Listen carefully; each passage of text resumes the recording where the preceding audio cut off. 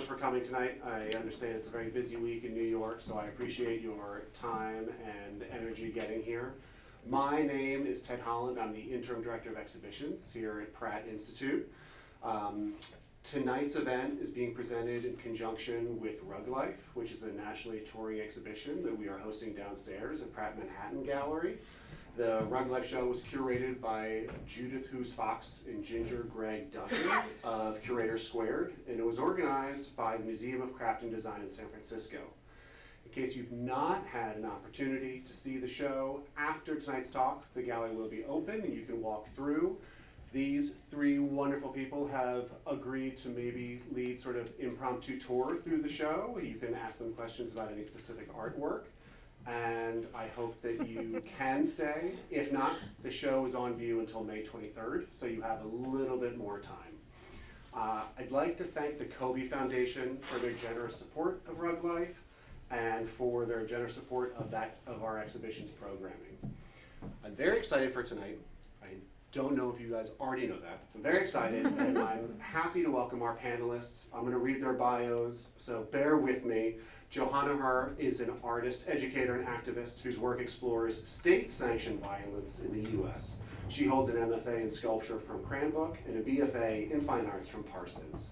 She's had solo shows at the Shirley Feiderman Art Center, GAA or GA, Geary Contemporary Brick and the Elijah Week Showroom, all in New York City, and the Red Ur Gallery in Mongolia. She's a Fulbright scholar and participated in group shows at the Museum of Craft and Design, the Museum Angewandte Kunst in Frankfurt, Germany, the Weatherspoon in Greensboro, and the Weissman Museum of Art in Minneapolis, as well as Pioneer Works. She attended residencies at the Museum of Arts and Design, Dudene, the Arctic Circle with SAG Project, IEA Alfred, Oxbow, and the Vermont Studio Center. She's the co-founder of Daughters Rising, an anti-human trafficking NGO in Mae Wong, Thailand. Caroline Kipp is an artist, art historian, and former curator of contemporary art at the GW Contextile Museum in Washington, D.C. Her research focuses on contemporary art, material culture, phenomenology, and installation art, with a passion for under-recognized and underrepresented artists, especially women, disabled individuals, and those working within expanded craft traditions. Kipp holds a BFA in Fibers from the Massachusetts College of Art and Design, an ALM in Museum Studies from Harvard University, and is currently a PhD candidate in art history at the University of Maryland College Park. She serves on the board of the James Renwick Alliance for Craft, or the JRA. And moderated tonight is Karen Zeev, who is an assistant dean of Pratt School of Liberal Arts and Sciences and an adjunct faculty in the history of art and design. Her work and classes investigate questions of historiography, museums, collecting and display, as well as of cross-cultural communications and miscommunications across art, design, and material culture in the long 19th century. She received her PhD from the Institute of Fine Arts, NYU, completing her dissertation on Eugene Delacroix, Orientalism and Historicism. She is the co-organizer / editor of the symposium and publication series Interior Provocations, along with other Pratt faculty from the History of Art and Design and Interior Design programs. Thank you all very much. I hope you enjoyed tonight's program, and I look forward to seeing you all when it's over. Thank you so much. Thanks, Ted. Thanks, Ted. Thank you so Can much. you guys hear me? I'm back. Yeah, I think we put them all on. We're on 'em. I'm going to try not to breathe heavily. Thanks, adding my thanks for all of you being here, and my thanks to be sitting up here with Caroline and Johanna. We've had so many already amazing discussions, so I'm happy to share this one with you all. And I'm just going to start off with one of the questions that we've already discussed to see where it goes, about how we think about the opportunities that rugs and textiles offer for visual communication and syntax. And with that, in particularly, to think about something that we've talked a lot about, the language of ornament and image in these rugs, and sort of their conversation within the textiles. Total thoughts. Do you want us both to answer? Yeah. You should I'm the start. teacher. I should start. Yeah, Okay. you are in the show. Okay. Well, can we go to the slide just for context? These are the works that are of mine that are in the show downstairs. So if you walk in, it's sort of right. You have to turn around. And so, to explain a little bit about how I'm thinking about that with my own work, these are a series that are called American War Rugs, and they are based kind of in their material and visual strategy on Afghan war rugs. I'm not sure how familiar, is anyone unfamiliar with Afghan war rugs? Okay, great. Could you go to the next slide? Yeah. Okay. So Afghan war rugs are a craft tradition that started in the mid 1980s, and it was after the 79 invasion of Afghanistan by the Soviet Union that you started seeing, 5-10 years later, the weapons of war incorporated into the traditional rugs, which then continued when the U.S. invaded Afghanistan. So I have here this, you can see, there's some Cyrillic, so this would be a sort of older one, started to incorporate, Kalashnikovs and all these different sort of weapons. And then you started seeing both American drones, and then these actual September 11th rugs became super popular.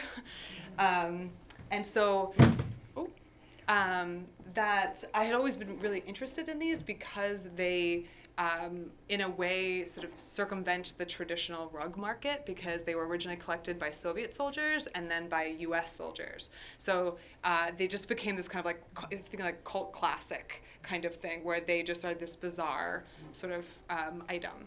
So if you go back to the first, So with mine, I'm thinking about how the U.S. Has been embedded within these craft traditions because we are, one of the invaders.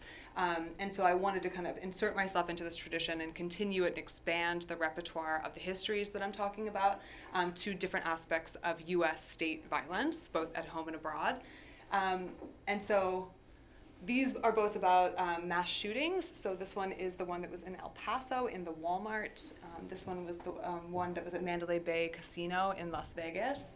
And so for me, one of the reasons that I was really interested in rugs, which is long context for to answer. Good context.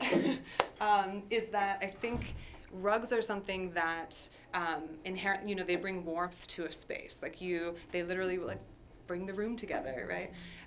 And so that everyone has a domestic sort of familiar relationship with them. So I think that they're a really good vessel to be subversive. I think textiles are a good way to be subversive in general, but especially rugs, when you think about rugs being on the floor, that you're literally walking over them, kind of passing by them. They're not in their traditional way, elevated to something that would be even a tapestry is, I think, more in conversation with painting, right? Where it's you're supposed to venerate it because it's on the wall, whereas rugs, they can kind of sneak in there.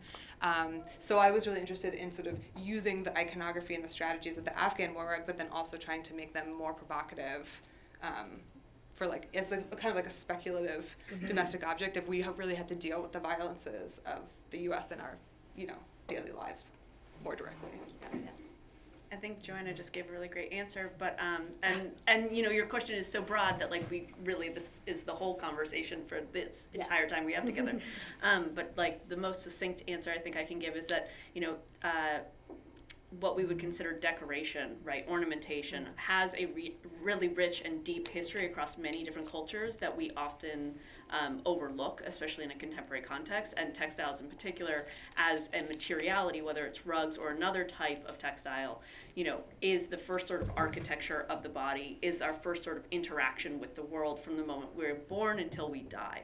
And so I also think that rugs are an interesting type of architectural extension of that idea beyond clothing, because they do define space, and that is actually one of the categories of the show downstairs in and of itself. But that is very important, the way that we think about space and delineate space and engage with it, and there's always politics involved in that as well. So yeah, I'm excited to dive into that more. But yeah, all right, good beginning. And actually, so you both mentioned the role of space, and so there's something about what happens in this exhibition or a lot of craft exhibitions where they upend where the expectation you have of where that object you will encounter it and how you will encounter it, both upending its function and its role in defining our space, right? Particularly rugs, to the points that you made. So I wonder if you can elaborate, maybe we can even look at the other images of your work that show how other exhibition or other installations that would then play with those ideas of the role of space and our environment also. Yeah, so this is actually the first time that I created the rugs, and the first time I showed them was in 2020 at a space called Elijah Wheat Showroom, which is up in Newburgh, New York. And I had always imagined them kind of crawling around the space. I didn't want them to feel I definitely didn't want them on the wall, which is fine. It's fine. But I wanted them to feel more active. And so I didn't necessarily want people walking on them, only because especially in this is a big industrial space. And so I was just like, from a practical standpoint, I just didn't want them to get really dirty. But I wanted them to be engaged with the ground. And also because they are about really violent histories, even though they look really colorful and playful, I wanted them to feel as if they are kind of these like creeping, like, yeah. Can you go to one more? Yeah, you can see it a little bit better. So I built these custom plinths then that they would stay on. So. Yeah, I think actually when we first talked, you talked about where you would, like your dream, installation would be where. Do you want to talk a little bit? In a rug store. Yeah, I mean, I think that in my mind that, like, if you're really going to, like, be fully subversive, like, they should just be in, like, Bed Bath & Beyond. I don't know, like ABC Home and Carpet. Maybe, no, that's too fancy. It has to be more mid-level. Like Walmart. Yeah, exactly, like Target, Walmart, yeah. Because I think, my idea with these particular histories is that, and with all my work, what I'm really interested in is like, how are some communities kind of insulated from violences that other communities feel really acutely, even within the same country? So it's like, this middle one is about the sort of poisoning of the Flint water system, the Flint water crisis, and my husband's family is from Flint, so it's like they don't need this rug to tell them about like that tragedy, whereas someone who just doesn't think about these things and is not paying or whatever, not paying attention, maybe it would need sort of their memory jogged. Yeah.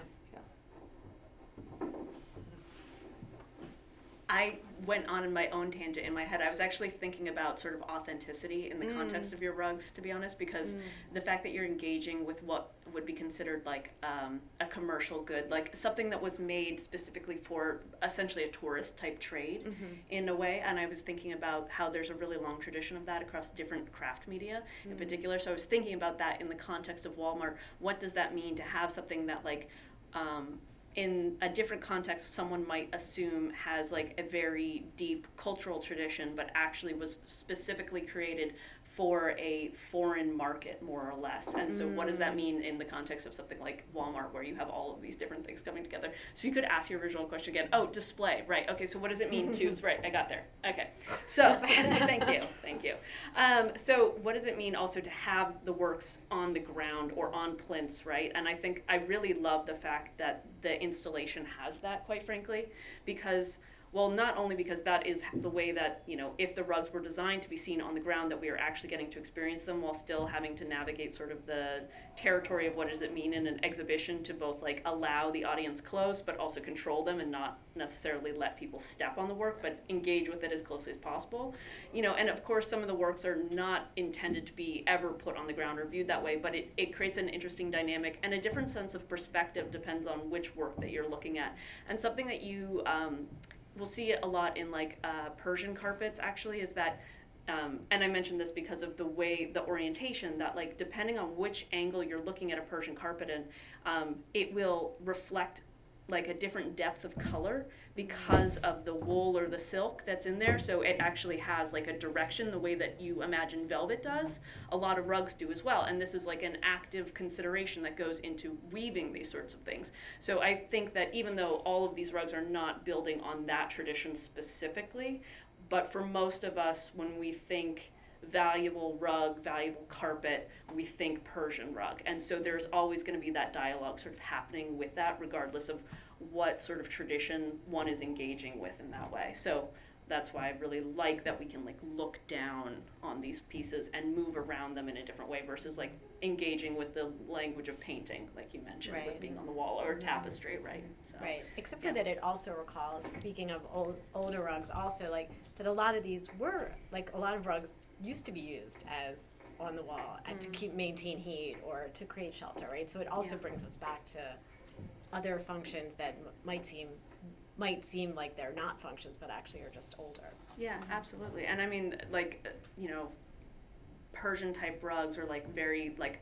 anything made out of wool or silk would have always been expensive. I mean, really any textile would have been one of the most expensive things that most people would have owned at some point in their lives, before the 20th century, more or less, because of just the amount of time and labor that goes into that and all of the different components, but especially with those precious materials, and that like when a rug would get worn out, then all of a sudden you're right, like it might end up over the piano or over the back of a settee or on the wall or in another function. I mean, even the idea of the carpetbagger, right, which is actually originally a derogatory sort of term, but that repurposing of those materials, which you see over and over again with textiles, right, like that they have these multiple general lives, which I think is also part of why people are interested in them more now as we begin to think about climate change and engaging with our world in a different way and how the world is crafted. So Right. textiles are a good venue for that too. So. Yeah, speaking of that, I wonder if how we all might talk about sort of how some of the things we've talked about, both in this exhibition but in the work that we know, how these textiles highlight shifts in the way we treat materials, right? In that way, right? And whether it's through an exhibition or function or taking it out of its practical function. Yeah. I mean, there's a lot of things that we could say to that. I'm like, where do you want us to go exactly? Wherever we want to go. Do you want to tell say you where to anything? go. With the works in this show in particular? Or your own work, or yeah. Can you say it again? Sort of how this exhibition or exhibitions like these shift our understanding of the materiality of these rugs and textiles. Yeah. Well, I guess from my work, what I'm hoping is that people sort of think about engaging with all of the objects that are around them all the time and these histories, and how we like these are very directly like didactically in a way explaining these very specific historical references, but that the spaces that we live in are often, if we're comfortable in it in a sort of upper middle class kind of society, probably it's built on the back of some sort of exploitative labor, or like there's violences that are actually all around us in terms of like, I mean, probably my socks, I don't know, right? Like if I'm buying my socks at Target, then it's like there's slave labor embedded in the, and so the idea of that every object that you could potentially encounter like as you're walking around space or purchasing could have this whole litany of histories that you're not really aware of or that you're sort of engaging with. That's how I think of, so there's like a material shift in you being like, oh, actually, like, what does it mean to be in this city or in this space, or, the materials that made this architect, or, like everything. Yeah, no, that's a great point. The artist Aram Cifuentes, who's also a textile artist, or a multidisciplinary artist, one of the things that she often brings up, because in fibers, in textiles, there's a lot of dialogue about labor, and that it's about the handmade and about the hand, and that's very important, right? Like, especially again in this moment. But she always brings up this questions of like, well, whose labor, right? Because like everything that we're wearing was made by a human, some person, somewhere. So this, right? And we discount that labor, and we discount the fact that all of the garments that we wear, whether we bought it at Walmart or we bought it directly from an artisan, was made by hand, right? And so in that privileging of labor, or in those hiding like violences within the world, right? Like textiles are one of those avenues that we really start to see that. And I think that that's also an important conversation to keep in that mix when we think about privileging the handmade, right? Like, not to date myself, but like, back when Etsy was like cool, like no It's offense. still cool. It's still cool. I'm sorry, I shouldn't be offensive. Back when Etsy was like brand new, right? Like, let's put it like that. And it was all of a sudden, it was part of the whole like, DIY 2000 sort of shift, and like this importance of the handmade, a lot of that dialogue about whose labor was sort of erased in that process. And I think a lot of the textile shows that are happening now are doing a much better job of sort of bringing that in, but also simultaneously, which is like a separate avenue, is that crossover of textiles sort of being recognized by more traditional institutions now, and how are they framing those shows, and how are they engaging with that dialogue of what it means to make textiles show textiles, and the language that's being used there, like, we could unpack too. So, Right. yeah. You were thinking of like the quilt shows of the quilts or G's Band or all of those things, right? Yeah. But I feel like also, and I know we've talked about it being subversive. This does highlight sort of the play with tradition, what brings us into textiles, whether we make them or use them, and then what's subversive. Like, how do we turn that around, right? Yeah. Whether it's through the imagery or the materials themselves or where they're placed, right? Yeah. The scholar Julia Bryan Wilson, in her book Fray, right? You know, one of her big contributions to the field is to talk about how what makes textiles so incredibly interesting, and I like fully agree with this point, is that both lexicons are signaled simultaneously every time that you engage with like an artwork that's made out of textiles. So it is signaling like the traditional functional use, and it is also being used towards potentially new or politically aimed or subversive means. And that tension is what allows textiles to hold so much potentiality and communicate so much within a fine art context specifically. Right, and like that is really interesting, and also the fact that textiles are something that are engaged with by a really wide demographic of people, both in a practical sense, like when we're talking about like people who work in like what we would probably call sweatshop labor in a day-to-day, or work with their hands, versus people who are engaging with it more as a pastime, but they're all part of this very long continuum of textile work. Right. So, yeah. That actually, thinking about like the handmade versus not, I have often struggled of how to really talk about my rugs because like I make them, but I use a tufting gun, and I had wanted to make them in the tradition. So it's a sort of funny story of getting into that, but one of my best friends is Chinese, and I was visiting her in China, and we ended up visiting a textile, like a rug factory where they're using these traditional tufting guns, and just falling in love with it and being like, oh my God, can we buy one of these? And they're like, we don't, it's not a thing. We don't, no. But they're like, but do you want this one? And we were like, yes. So we just bought the factory model, like off the floor. But I was really interested in these that, we don't think about like these custom rugs in that, because they did all the rugs for like the Beijing Olympics. So it's like large scale, but it's not, they have versions now where it's like a CNC tufter, right? Where you can program it, but they're making all of theirs with this hand gun. And so that's the way that I make these, but I've had people ask me if they're like hand knotted, like, not by knot. And when I say no, they're like very disappointed by that effect. That's so interesting. But I think it's more interesting I would love the idea that they're sort of closer to a commercial rug, in terms of that, like the implication as being like anybody could have one in their house, or they're sort of more ubiquitous. So. Yeah. And there are some rugs downstairs, right, that were manufactured, right, that aren't handmade, so to speak. Mm-hmm.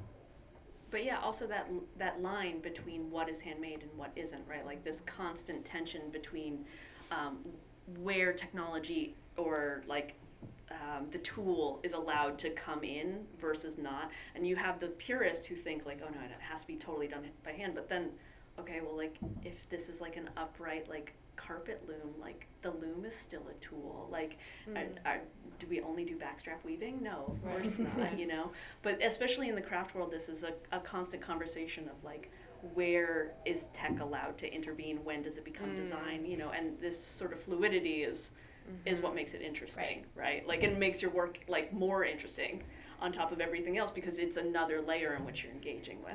Right. So. Right, because in fact, technology was always part of the process. Right.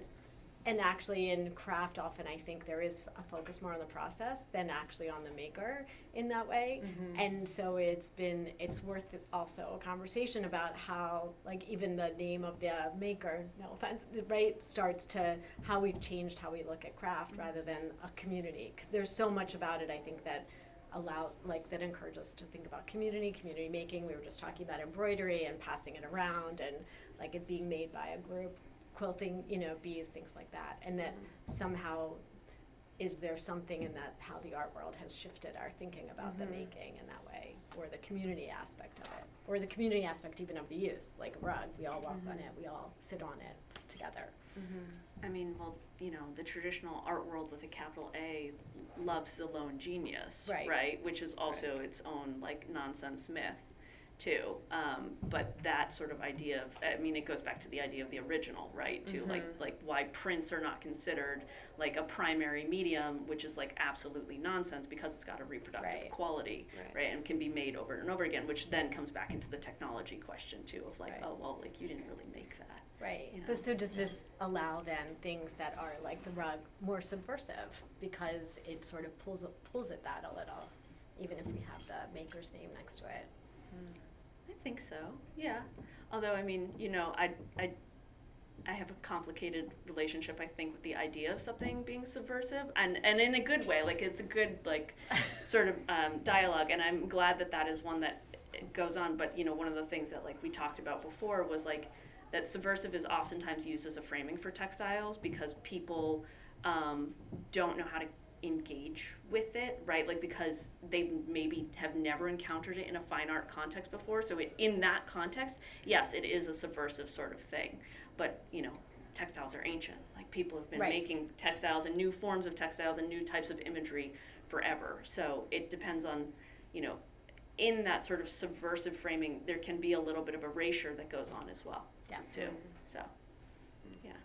But also to the tech thing, I've heard this theory, and I think I agree with it, that like as a technology becomes obsolete, it gets co-opted into art and it is allowed to be art. I think some of that conversation has happened with like photography, for example, like for a long time was not considered an art form, but also as things have moved forward, it is now considered like, the MoMA has a huge photo collection, right? Like no one would question that photography is fine art at this point. And same thing with printmaking. As printmaking, like especially like silkscreen became sort of like a less used technique, it became more acceptable, right? Incorporated into the fine art context again and again. So the tufted gun, if people are starting to do this on CNC, will also go that way. And then at some point, I bet that won't be even like a question that people will have of your work. Yeah. So Same thing with digital art, right? Or soon AI. Right? Yeah. Ugh. Yeah. Any other question? Do you have questions that you want to throw out? Take care. Do you mind? Oh, well. Let's go back. Can you go back one? Sorry. Yeah. Or, I wanted to actually ask about the installations that you have with the wallpaper. Oh yeah. Did you design the wallpaper? What's the context of that? Why? I love it. I love the colors. I love everything about it. But do you mind talking about that sort of and the visual dialogue that's happening between them? Totally. I think of wallpaper very similar to I think of rugs because of this like, they're in your space, you walk right past them, they're always this sort of decorative background kind of thing. So each of them has different kind of conceptual basis. So like this one was a whole body of work I did on the history of banana republics and U.S. intervention in Latin America through the banana industry. And so this is like a rug that is all about that. And so then the wallpaper actually has the faces of all the different dictators that we supported and the United Fruit kept in power over sort of the time that United Fruit was like of the era of banana republics. So they have all their little faces and says where they're from. Actually, can you go back to the other one? This one, it's just more similar. So this wallpaper similarly is my School of the Americas wallpaper. So for those of you who are less familiar, School of the Americas is a military training program that started during the Cold War, and it was in Panama, and the idea was that we would train all of these sort of generals and like military personnel in the global south to be anti-communist, and all of the kind of guerrilla warfare and scorched earth techniques that we developed in the Vietnam War were part of the curriculum. So much so that it got the sort of colloquial, so many people graduated from it who went on to become dictators, warlords, all these people, especially in Operation Condor and sort of like the dirty wars in Argentina and Chile, that it was colloquially known as the Escuela de Asesinos, or the School of the Assassins. So this wallpaper is Friendly Tyrants wallpaper, and it's all the faces of graduates of the School of the Americas that we had supported and sort of went on to either, you know, be a dictator or like run a militia or like and all their accolades are then in the little stripes and like what years they were at the school and what they studied, and yeah, it's kind of hard to see this photo. Wow. Oh, so it has text in the stripes. Yeah, you can't really see from here, but yeah, so each little stripe has like the years and the courses they took and all their accolades and how many people that they were responsible for killing. So things like that. Can I ask a question about Yeah. that? So when you come up with a pattern for the wallpaper, like what are you using as your sources? Because it definitely speaks to a particular time, and we're talking about the language of ornament. Like, where does that? Well, for this particular one, and this, actually a lot of them, because this whole exhibition was mostly about sort of mid-century U.S. intervention, like Cold War era, and so I wanted to make it feel very much like a 1960s, 1970s wallpaper. So I was like looking at a bunch of different references and then kind of amalgamating moves that those designers would do with their wallpaper into something. So it's not necessarily like I found that pattern and just changed the colors. Yeah, no, I'm kind of like pulling yeah. from. Wow. Yeah. Yeah. All right, now go on. And then this one is part of a series that's ongoing that, and again, sort of this sort of mid-century vibe, that are called exclusive wallpapers. And you can't see it in this image, but there's actually clear embossed text on the wallpaper. And so the text itself is from racially restrictive housing covenant language that was a tool to enforce segregation in the suburbs starting in like the 1910s. And it was a way of like legally sort of preventing people from living in certain houses. And so it's an ongoing series that I've been doing where each pattern way has a different racially restrictive covenant. So like this one, this exhibition was in Raleigh, North Carolina, so I found a covenant from Raleigh and then had that as the text. And you can only really, again, I didn't know we were talking about wallpaper, otherwise I would have put better images here. But you can only really see the text from an oblique angle when the light hits it. And so It's thinking like the about silk rug. yeah, and so thinking about like the oblique angle as a metaphor for any kind of marginality, where if you're like at the dominant position, something is illegible or invisible to you, but anyone from askance understands it or can see it. Right. That's addressed in some of the things in that exhibition too. That's Yeah. great. It's great. I love wallpaper. I know. And actually, if y'all are around, June 11th, there's an exhibition. It's a group show at the New York Print Center. And they wanted some older versions of the wallpaper, but I was like, why don't I design 5 new ones for you? So it's a big installation with 5 new, but of this series. So they each have different housing covenants, and they're all different patterns. So it'll be Wow. fun. Wow. That That's will be so fun. great. Yeah. Can you tell us a little bit more about like just the process of the wallpaper versus the textile on the wall? How you Oh, like The why combine contrast, them? yeah. Well, this is like, again, like a classic, you know, the gallerists love to put things on walls. because it makes it so much more domestic too. Yes. Yeah. Yeah, I mean, I, as a maximalist, just really like the rugs, if it is going to be on a wall, like on top of something that's really patterned, so you have this, you know, they're kind of, you know, supporting but also fighting each other a little Yeah, bit. It's like there's a bit more friction. aggressive. So yeah, so I think that that's also been a way where if they have to go on a wall, then I prefer if it's a wallpapered wall or something else, so that it at least feels more like an installation and doesn't feel as in dialogue with painting. Yes. You know, I don't want them to be these sort of like singular objects of contemplation with the white wall, Right. if I can help it. But also, like you were talking about wanting to have in your ideal installation, have them, you know, within sort of a stack of rugs, like, Yeah. you know, levelly, that like there is that visual deciphering going on that is involved in that you are like creating on your own without having a stack of rugs, you know? Oh. So, you know, you're asking the viewer to be able to like sort out what's happening on multiple levels, especially because you're bringing in that like oblique angle, which is so cool. It's such Yeah. a nice like layer to add into that. I was also thinking how you really are displacing the gallery itself because it's no longer, right, it has these other associations, and like not like we're getting to go to the store or the home, but you're displacing that space, which is great. Thanks. Yeah. Yeah. I'm curious, what happens after the wallpaper comes down? Do you reproduce it again a second time, or is it like? Oh, it's open edition, yeah. Okay. That's been a whole other thing, yeah, because it's quite expensive to produce. Yes. Especially the clear embossing. You know, it's like this very. I have a really great printer friend who has figured out how to do. He basically like 3D prints this sort of a clear ink, a couple of layers. So, anyways, it's very techy.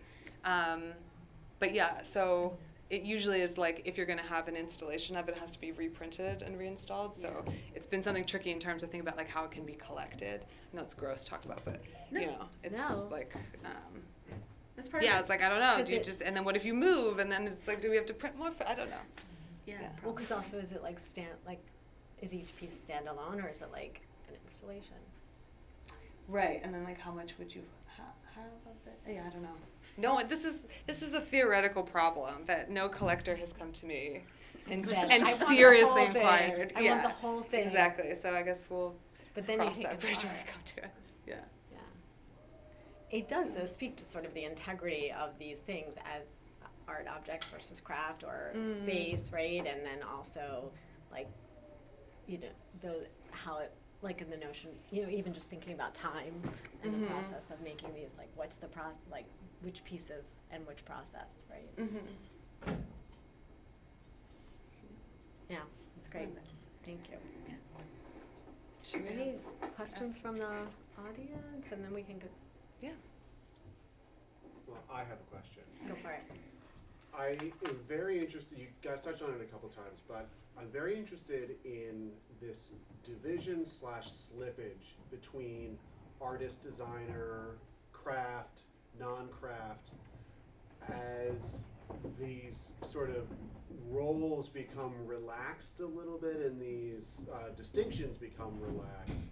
I'm still interested to know, though, how someone like you self-identify in the context of your own work versus a curator. How would a curator attach it? And so it's because I don't necessarily think that these distinctions are problematic, but I do know that people really care.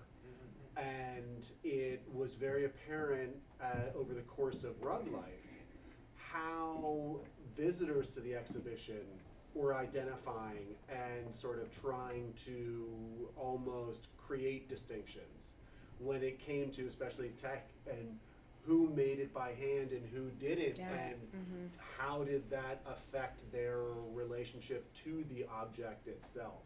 And so I don't know if there's a question in there necessarily, but I would love for you to just sort of speak personally as to your own feelings about that conversation. Yeah. It's a good one. So It's a interestingly, interestingly, my background is like, you know, I thought I was going for my undergrad for fashion, and like I have a lot of experience embedding with indigenous like weaving collectives and doing sort of design collaboration work. So interestingly, like that I have this sort of textile background, but I very much do not identify as a textile artist, or a fiber artist in any way, which I feel like that's oftentimes the people who get the most upset are really into that distinction, which is great for them. It's just that's not. I see myself as a sort of conceptually research-driven interdisciplinary artist. You know, you just happen to be seeing rugs that I made. But yeah, I think that people sometimes like get upset with that because they want me to be maybe more invested in the process or the you know, media. like yeah, exactly. One media, like I'm a painter. Yeah. Right? And I love that. I mean, one of my best friends is a weaver. Like, I love those people. It's just not my jam. But yeah, but I think that that's interesting that you're right. I think that people do feel some kind of way about that stuff a lot of the time. And yeah, and the handmade, because I've even thought about like, oh, maybe I should like edition my rugs. You know, because a friend of mine has an industrial CNC tufting machine, like has a whole business, and I was like, I could edition them. But then it was like I've talked to a couple people, and they're like, oh, I don't know, you know, like their eye twitched, and they were like, don't do it. So I don't know. Almost makes you want to do it, right? Yeah, I don't know. I was like, you know, we'll do an edition, and we'll put them in stacks of rugs and Target, and there we go. I don't know. But yeah, I think that it's people feel very fraught about those things. They want clear lines. Yeah. Yeah, well, I think people are used to clear lines too, Mhm. right? And I mean, it is a complicated question. I mean, you know that, which is why you asked it. I mean, as a curator, I follow the lead of the artist. Whatever they want to be identified with is what I go with, because it's their work and it's their life, and they should make those decisions, right? And who am I to say what they are or are not? You know, one of the things that we had talked about was that a lot of artists now work within multiple media. They might not identify as, you know, a craft artist or a textile artist or fiber artist, or a painter, because they switch between so many things. And I think that that is actually the way that a lot of people work. You know, one of the things that we had discussed was that, you know, when you're in art school, you know, since the switch to sort of training from the wrist up, right, and like conceptual art being such a tenet to the way that we think about art and produce art now, that the distinction between labels and between different types of media is a lot blurrier, and so it's really actually more the institutions and the curators who tend to draw those kinds of Right. lines, right? And I mean, you even see it in the way that like a museum is organized by collection, by materiality, right? And so, and that as a curator, you have a specialty in a particular type of media. But craft really, like if you think about it, all craft objects are essentially three-dimensional objects, which means that they are just really an extension of sculpture, regardless of how they are displayed. And yet, I will say all this, and I believe all this, and yet simultaneously, there is still a othering that happens to people who work in textiles, you know, predominantly women, people of color, people who are like gender nonconforming, and so there is actually something to be said for the label, right? Because it gives one a community. It marks out those sort of political distinctions that happen and are continuing to happen, even though it is less, certainly, but it is an ongoing dialogue. And you still see the way that textiles are sort of denigrated or dismissed because of their association with the feminine. And so I think that there is also an importance to the people who continue to use those labels, whether it's because they work so exclusively in a textile medium, or because, you know, it centers them within a certain dialogue. So, yeah. That makes sense. Although I think it is a tug between sort of how makers are doing this and then also the institutions. Because I wonder actually if it was always more for the maker, you're always using a variety of media or ways of thinking it. And similarly, I think paintings actually weren't just flat images for a long time. They had functions. They moved around. They were in buildings playing a role, whether it was in a religious space or something else. It was just, you know, it's only with the, you know, 18th century that we start to like think about them heading for museums, right? So we've also wrested the function of those away from themselves in some way. So I feel like it's also like the institutions and all of us that cling to those that it was always a little muddier than we tend to think. But now thinking that textiles are used to sort as a rallying cry. I mean, not always. Actually, I just had a student who worked on suffragette banners and exactly using something that was associated with the feminine and what they had around them, right? Like what they could get their hands on to make something. But it was also a way of saying like, we're women and we get the right to vote, right? Like sort of playing this like that they were rallying, they were specifically using the language that was associated with someone feminine. So Yeah. I think, yeah. Yeah, no, and there's a lot there. And I mean, even the suffragettes, right, like the choice to use white, right, was like this call to purity, which we can also get into the way that the suffragettes Right. then excluded women of color and Oh, black I know. women, right, from Yep. getting the vote. We talked about And that all too. of those ideas of purity and femininity and whiteness that are all tied in together in that. Yeah. But yeah, absolutely. I mean, a museum, like by its very nature, is a hierarchy, Yeah. right? Like everything is like organized within categories and is very invested within that hierarchy for a variety of reasons, and then the larger art world is very invested in those hierarchies because there's also like a real monetary value attached to these sort of, quite frankly, arbitrary decisions about what is valuable. You Right. know, like no offense, I mean the work is good, right? Like we Right. like support artists of all means, but right, like why is a painting worth more than a textile? Right. Couldn't really tell you. So yeah.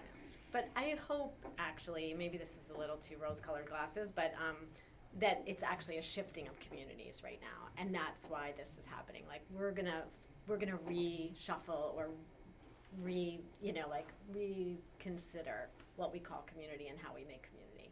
Because craft is so much about community making, right? True. So many of these things were done in community, communities perpetuated them, right? It was a way of taking care of each other. There was ritual around it. So maybe the reaching for that is a way of reaching. Yeah, and I mean also that revival too, right? Like we talked about it. I mean, I talked about it within the context of sort of the 2000 DIY movement, but even Right. now, right? Like the resurgence and sort of interest in handcraft, and that like most of us are taught these things by somebody else, whether it's a grandmother or grandparent or a community member, and also like the wellspringing of sort of guilds as well to bring in traditions and expand who has access to it and who is exposed to it. So yeah. So there's a lot there. Yeah, it's a lot. Any other Yeah. Thank you so much for this really energizing conversation together. I was really interested in the way you're working with your research process, so I would really love to hear more about your research process. Sure. And then on the other side, also for both of you, when the rugs are displayed, the haptic encounters and the gatherings and the possibilities in thinking about spatial delineations.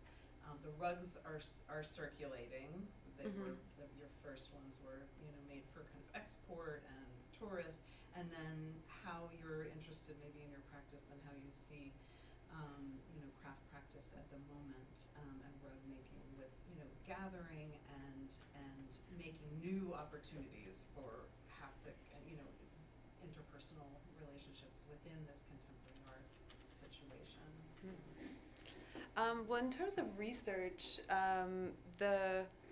my work in general, I will be listening to some sort of podcast or hear I usually will hear one bit of information that I'm like, oh, I didn't know that was how that worked or something, and then just allow myself to go into a sort of deep rabbit hole on that. And through that research, some materials or books or quotes or things will come up, and I'm like, okay, that's what the project should be. So for the if you want to go back to the banana one, for example, I had been watching, what is it called? It's a documentary about propaganda and the history of PR in the U.S. and Edward Bernays. And there was just this one little line and that was like, oh yeah, and Edward Bernays staged an entire revolution in Guatemala with the CIA to overthrow the government and killed donkeys and threw their blood on the ground and took photos as if there was a battle. And I was like, wait, what? And so then I was like, oh, I need to look into Guatemala in 1954 and so then that process I started getting more and understanding how involved the United Fruit was in general, and so I ended up just going on eBay and I realized that they had a bunch of vintage recipe books, they released recipe books from the sort of 40s through the 70s as a way of having propaganda to American housewives to incorporate bananas into our repertoire. Yeah. banana cream pie?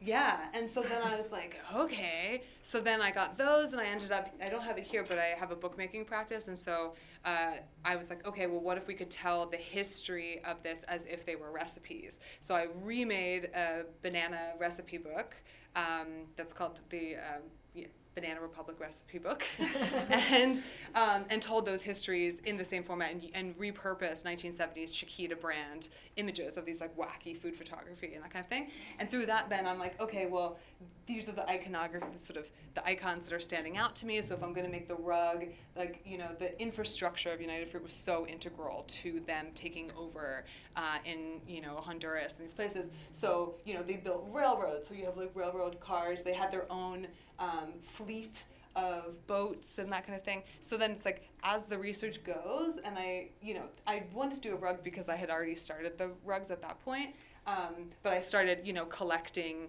these things where I'm like, okay, this is a point that I feel should be addressed, and then figuring out how to visualize that.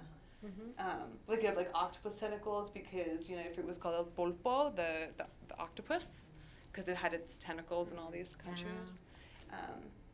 So usually we'll start, and then it's like I wanted to do domestic space. I already had done all this research on all of these dictators we supported, so it's like, okay, wallpaper, and it kind of, So each project is a little bit like that. Yeah. I'm trying not to look so amazed, but that I did not know so much about bananas and what a tool for propaganda. We could get into that. That's why I'm like, oh wow, okay, I need to go home and read about So- bananas. But yeah, I'll sorry. send you a book. Yeah. Yeah. It's because something else we talked about, and you'll see downstairs, is the storytelling, right? How textiles can tell a different story using similar or different images. So it's great to hear like the story you're telling through these different, some that we see and some that we don't. And I wonder how you decide like sort of which media is gonna tell which story, or that it's just intuitive. I think once I realized I wanted to do the War Rug project, it made sense that different histories could fit into this format. I'm sort of giving myself parameters of how it's going to work. More recently, I did a whole body of work on magic in the CIA. And it was because it just, on a whim, I found this now declassified, it's called like the official CIA Handbook of Trickery and Deception. And it was authored by a magician who faked his own retirement in order to go work for the CIA. And they had like hired him because he had done like magic how-to manuals before that, and so they were like, oh, you were great for this, you could do this, basically to teach sort of sleight of hand techniques to spies for use in the field. So I found this, and I was like, oh my God. So I did another book that's the history of the CIA as if it were magic tricks, like how to make someone disappear. Oh my God. Yeah. That's awesome. I think we're just gonna hang out with you. Yeah. What are you doing now? Yeah. But so for that one, I was like, okay, like I don't think a rug makes sense. You know what I mean? I was like, okay, what would make sense? Yeah. And I was thinking about all these little like sort of tricks or materials that are kind of, you understand the mechanics of them, but they're still charming in this way. And so I got really into lenticular prints.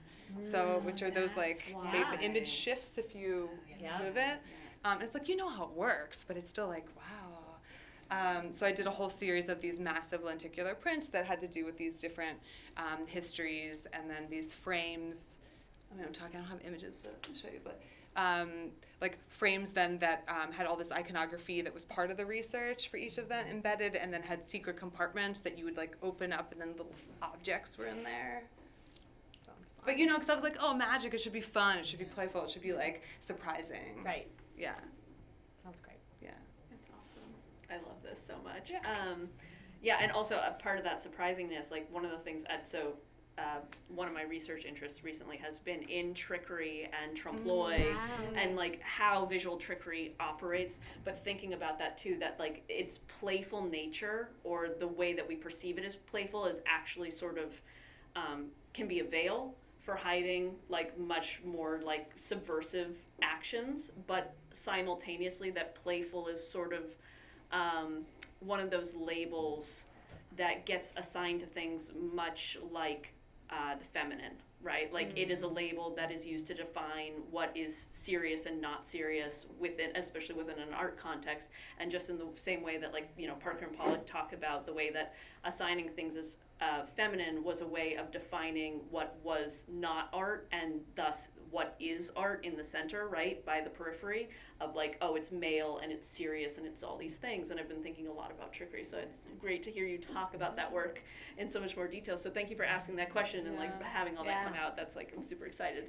But to your question too about like rugs in this moment, I'm not sure if I have the best answer, and I'd be really curious to talk to you about this afterwards, actually, when we're downstairs, and like hear your thoughts on it, because to me, I think that rugs actually have had a pretty big sort of comeuppance in the past couple of years. You've seen a lot of people sort of adopt tufting in particular, which you mentioned. COVID did that. Yeah, COVID. Yeah. I mean, all of a sudden, all of these artists were engaging with tufting, and people from like the more like hobby side as well, right? Again, and that's just part of this larger spectrum.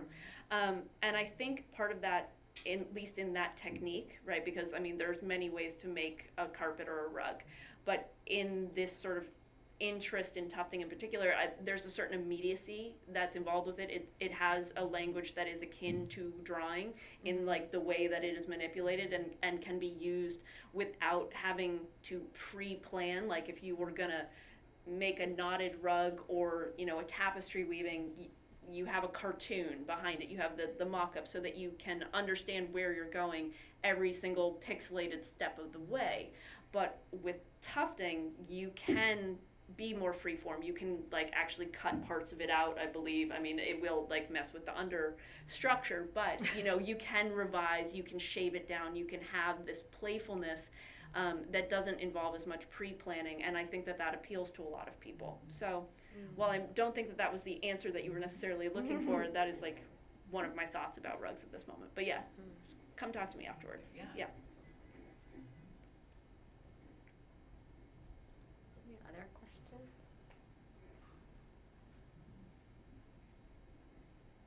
One last thing I think about is, and I think this is also really relevant downstairs, is identity. There's so many artists who were not born in this country, now living here or living wherever they're living, they're not living where they were born, and how much, what the relationship, if we're about that identity is in some of the imagery or the, even the process of these rugs and craft more generally, if you have any thoughts about that from your own making or. Yeah. One thing that you're definitely talking about not necessarily your identity, but like the identity of these places or stories. I mean, what I've always found interesting about, and it was sort of part of my research a long time ago, was thinking especially in sort of post-Soviet states or these sort of places that have a more kind of like trying to have like one blanket culture and like merging a bunch of ethnic sort of under, if it's Russified or like in China, that oftentimes like the traditional textiles are something that will continue, and maybe it's because it's this feminized, they're not seen as a threat, where it's like actually like language is often lost. And so I think that there's something interesting about sort of a wearable thing or a textile that as a marker of identity that somehow is under the radar enough that it's not wiped out in the same way that you have these other cultural practices or languages or food or things like that. Yeah. Well, also you could take them with you, right? So like some of the things we'll see, like even the cut up rug has to do with what they could or could not take with them. Yeah. To the point of erasure and preservation. Yeah, and then her repurposing it to a new like space and like, no, I think that that's true. But I really love Joanna's point, to be honest, about the way that textiles can act as this repository for culture that are, because they are underlooked by dominant like patriarchal cultures, oftentimes like becomes these repositories when other things are perhaps lost. And there are so many scholars and artists who are doing amazing work at this point, trying to either reclaim what stuff that is on the verge of sort of disappearing or being erased, and also simultaneously like preserve what is still active traditions but could be lost through generations between people leaving countrysides and not having access to traditional culture in the same way, because of we live in a globalized culture. Or just the materials they used to make whatever they were making. Right, absolutely, yeah. And that all of that's really important, and it's great that artists are doing all of that to document it so that we have that for the future too, and so that it continues to be a living tradition. But yeah, so thanks. Yeah, thank you. Well, thank you, all three of you. Everyone, you are please welcome. Come downstairs, see the show. Our three panelists will be there. You can ask more questions, get a little guided tour through the show, or just visit the show for the first time. Thank you so much for coming, and I hope to see you downstairs. Thank you. Thank you so much. Thank you.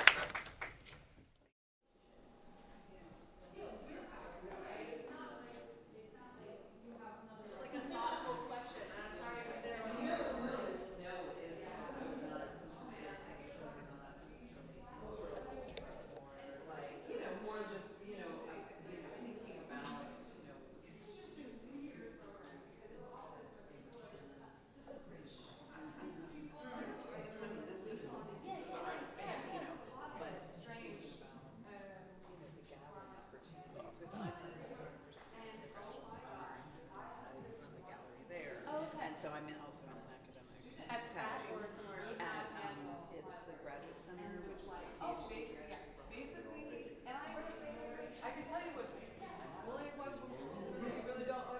I'm kind of like prepared to answer those questions. This was not that. She was kind of like, well, you're talking about, you know, over things that like. Okay.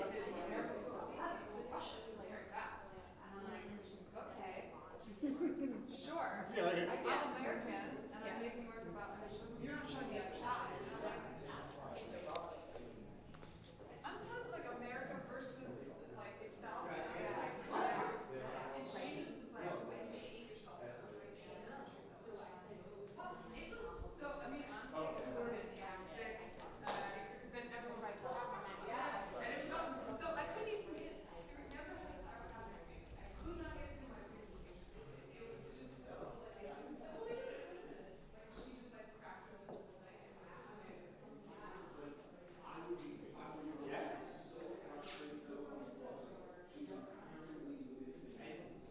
It's my understanding that Noelle made her piece. Right. And Oksana, she makes her pieces, but she developed a team in a factory Yeah. in order to do it. Yeah. Because it's hand knotted, that one, yeah? Yeah. It's hand knotted, but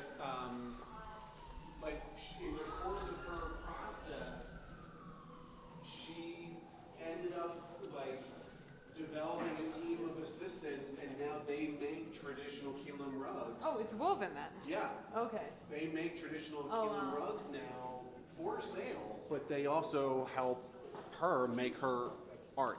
So it's a nice sort of, symbiotic relationship. Yeah. So when I saw this one, I did a double take. So I'm Polish, and so we had one of those at home. And Oh, yeah? there's a picture of me. I'm 3 years old. It's in the kitchen. Obviously not the Space Invaders and Pac-Man. Yeah, exactly. And like my crib was in the kitchen for some reason, and it's hanging there. And this kind of pattern of the trees is exactly like that. The border around is exactly like it. It was just a really boring brown color. And I, like, as a kid, I was like, why do we have this? Like, this isn't, like, this, why my mom has chosen to hang this here. And so this one is, you know, we were talking earlier about something that's familiar and something that's at home, and this one was immediately home. And I feel like that's amazing, and I will pass that along to the artist, because that was the whole point, Yeah. right? Is that that this is the culture, this culture is being erased, this is a very traditional thing, and her art practice is to show that bleed and that erasure, but at the same time, out the other door of her studio, they're making rugs to strengthen that culture and perpetuate it. So it's a nice sort of conversation, I think. It was really heartbreaking too, because she was here for the opening and was flying back to Kyiv, and was, she was like nervous. She didn't know what she was going back to. She didn't know when she was going to be able to come back to America. And so there was also this very sort of emotional response to the work for her. Yeah. But Yeah, I really love this one. Yeah. I do too. Probably like my favorite. You guys talked about it here. It's funny. Yeah. Like, the thing that I love about the show, and I'd say in the tour, is that a lot of these pieces are funny, and they're allowed to be funny. And very rarely do you get to go into an art exhibit and allowed to like laugh and be like, oh, that's clever, that's funny, ha ha ha. For as serious as your pieces are, you really come at us through the back door with it, because of the color, because of the patterning. The Slavs and Tatars is funny. It's just like there's interesting, clever responses. Yeah, totally. Which I think why I love this show too, because art is just like the answer to a problem that the artist invents for themselves, and all of these solutions I think are funny or interesting or clever. They're good solutions to these problems. Yeah, totally. It's fun to see them all too. Everybody's so different. Yeah. It's really interesting. But yeah, people love it. Like this, People love textiles. they do, Like, but they people always. lose their minds about text. Like the public. Yeah, I'll yeah, say yeah, yeah. loves it. Whatever our conversation about the devaluing of it, like no, people, and they just always want to like touch it. Well, because there's, it's like everybody knows what a rug is, everybody knows Exactly. what a dress is. And there's Exactly. that moment of, oh, I already know this, so I don't have to deal with any sort of like BS hierarchy. pretension, Yeah, there's no pretension. It's like, oh, I know this. I wore this. You know. Yeah, totally. And I think that helps. Yeah, absolutely.